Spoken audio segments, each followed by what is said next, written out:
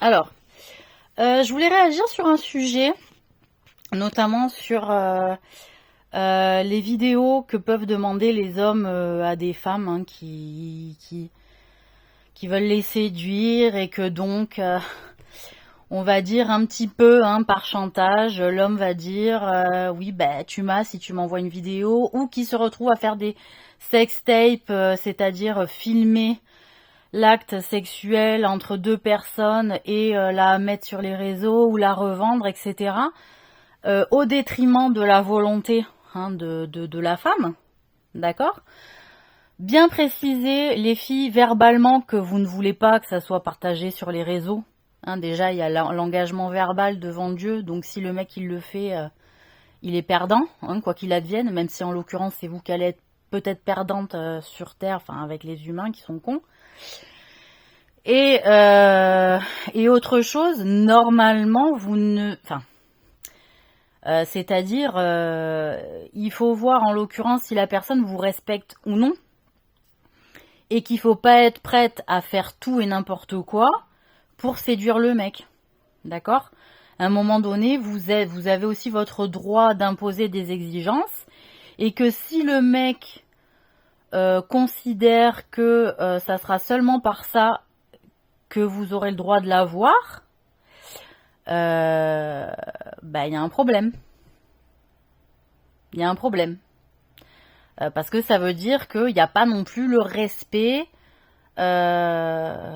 voulu. Donc il faut voir la manière dont vous respectez la personne à d'autres niveaux aussi.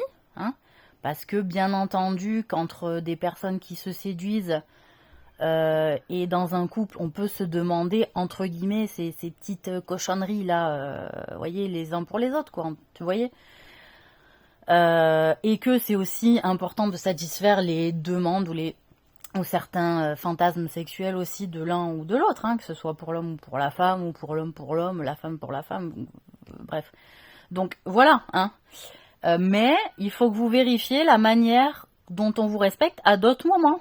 Hein. C'est-à-dire si on vous respecte pas à d'autres moments sur d'autres niveaux, hein, que la relation intime, et ben ça veut dire que l'homme ne vous respecte pas, hein, et que vous allez rien en tirer de cette personne-là. Donc là, c'est très compliqué aussi de se positionner, surtout dans le cadre où, moi je l'ai vécu, ça joue à distance. Hein. On est obligé de jouer à distance, donc c'est-à-dire bon, on connaît pas la mentalité exactement des personnes, etc. Donc c'est compliqué, hein. Donc je voulais relever ça, et aussi messieurs qui jouaient à ça ou pour humilier ou ridiculiser des filles, ne vous servez pas de ces choses intimes du corps de la femme ou de l'intimité de la femme ou des sentiments qu'elles ont pour vous, pour les humilier ou et les condamner socialement.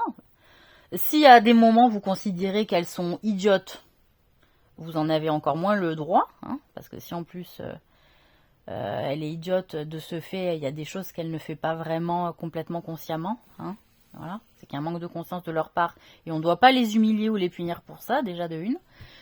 Celles qui sont méchantes, hein, avec d'autres personnes malveillantes, des putes, hein, ou des sorcières, et que vous voulez les punir de cette manière-là, je vous invite à ne pas les punir de cette manière-là. Voilà.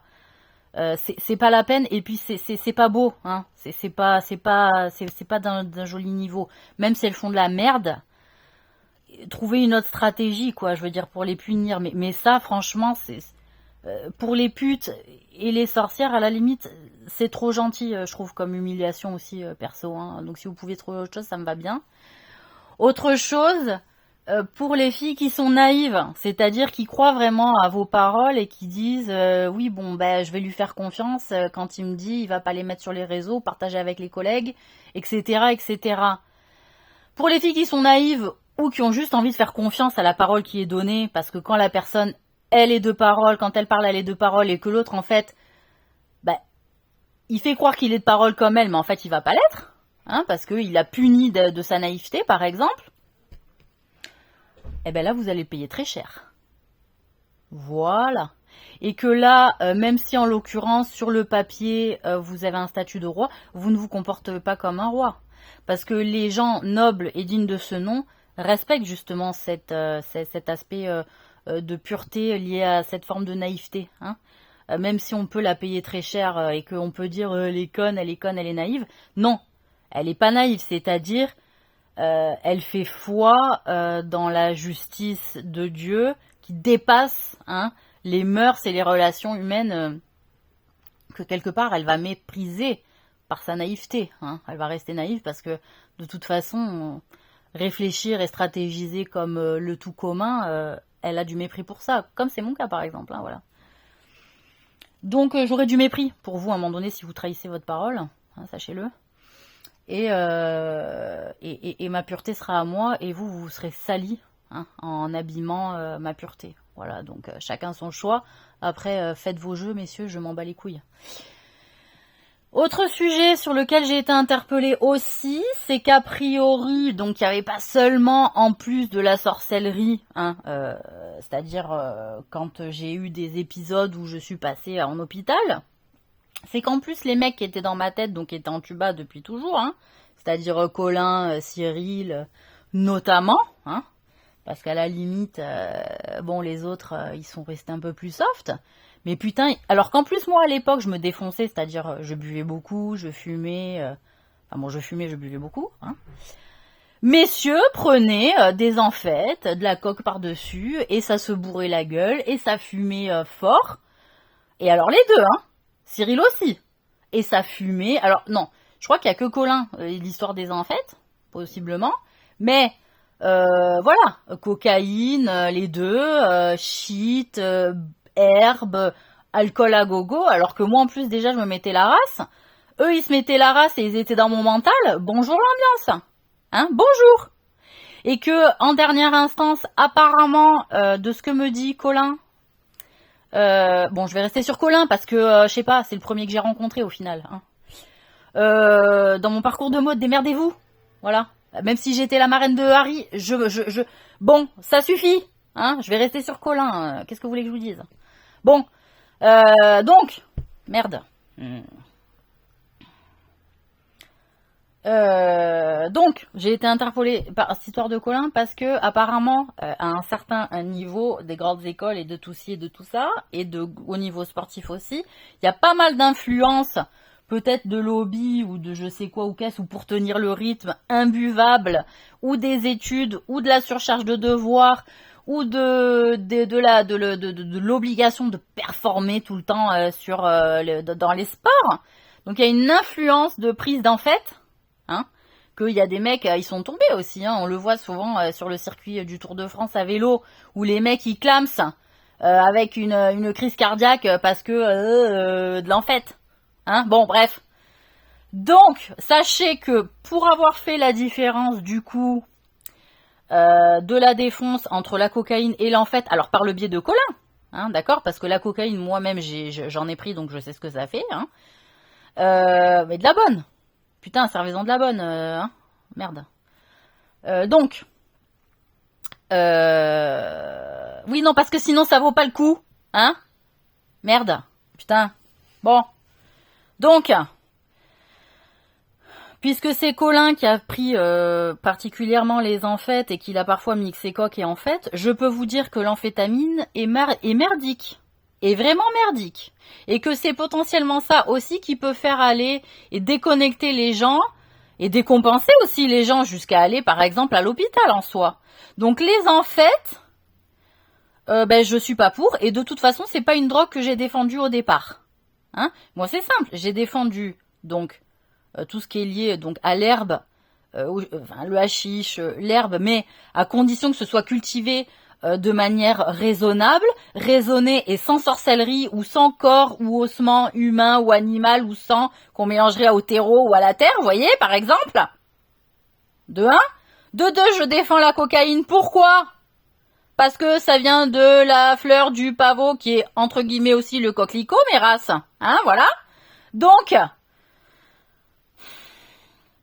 ou de la famille. Je suis pas assez au fait de la cultivation, merci beaucoup. Par contre, donc, je défends l'opium, c'est-à-dire en pâte de résine à fumer, comme le hashish. Voilà, c'est l'opium que je défends. Et que si à la limite vous voulez fumer la chicha, comme faisaient les Chinois ou comme font les Arabes, eh ben vous la mélangez pas à un autre produit qui serait considéré comme finalement de l'héroïne et pas de l'opium. Voilà. Parce que moi j'en ai goûté de l'opium, j'en ai fumé. Je suis désolée, c'est pas comme l'afghan. Le shit afghan, c'est encore autre chose. Par contre, effectivement, ça se roule comme le shit afghan, c'est-à-dire en filet, quoi, vous voyez, voilà. Mais l'effet n'est pas le même, hein, pour avoir testé les deux. Voilà, le shit afghan et la pâte d'opium.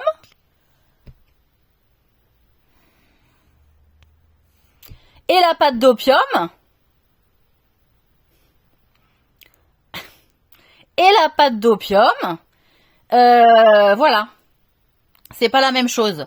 Moi, je vous dis, j'ai beaucoup aimé de 1 la cocaïne parce que de 1, moi sincèrement, j'ai pas été dépendante, hein, voilà. Donc voilà, les personnes qui sont dépendantes à la cocaïne, alors où il y a un mélange d'autres drogues que ça fait une mixture un peu chelou, ou alors il y a un problème, je pense, potentiellement de sorcellerie aussi, hein, qui peut faire que.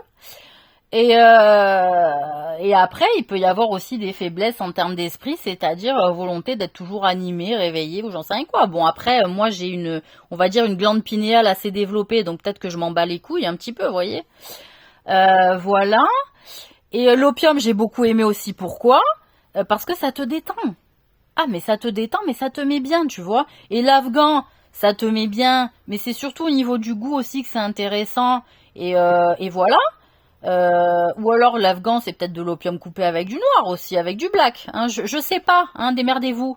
En dernière instance, l'opium pur, moi j'en ai goûté, et en plus apparemment de ce que je sais, c'est qu'on peut l'avaler aussi en pâte de résine, et ça mixture dans le truc et ça fait un truc. Moi je sais que mon ex-mari Guillaume l'avait testé, il préférait le fumer aussi, hein. Bon, après moi c'est vrai que je peux plus fumer, enfin j'ai arrêté de fumer, donc en soi voilà, bon. Et autre chose que je défends, c'est le LSD. Alors qu'il soit sous forme dans sa forme naturelle de champignon hallucinogène, hein, puisque le principe actif c'est le LSD, ou sous forme synthétique, donc chimique, de transformation en gouttes liquides. Voilà. Tout le reste, je m'en branle. La MDMA, j'ai jamais pris, ça me casse les couilles, soi-disant, on s'aime tous, la drogue de l'amour. Eh ben, j'ai bien vu comment vous vous êtes aimés, voilà, bravo. Ensuite, l'amphétamine, jamais pris, et quand je vois les gens qui en ont pris, j'ai dit, oh putain, c'est de la merde, donc je la défends pas. Démerdez-vous avec ça, je la défends pas. Voilà. Et tous les professionnels qui poussent la jeunesse à en prendre, je vais vous niquer la gueule. Vous allez le payer cher à un moment donné. Que ça soit ici, maintenant ou plus tard. Merde avec ça. Et troisième point, l'héroïne, je la défends pas, le crack non plus. C'est de la merde. Et toutes les bonbonnes de merde aussi, je le défends pas. Voilà. Et qu'est-ce que je défends pas encore ? Qu'est-ce que j'ai dit ? Les amphètes ? Merde. Oh. Enfin voilà, tous les autres drogues, de toute façon, je les défends pas. Hein ? Ça va 5 minutes après ce qu'on m'a fait prendre dans le film Lucie, le CPH machin. Qu'est-ce que vous voulez que je vous dise ? Est-ce que j'ai eu des restes, pas des restes ? Je sais pas quoi vous dire à propos de ça, messieurs, dames. Voilà. Merde.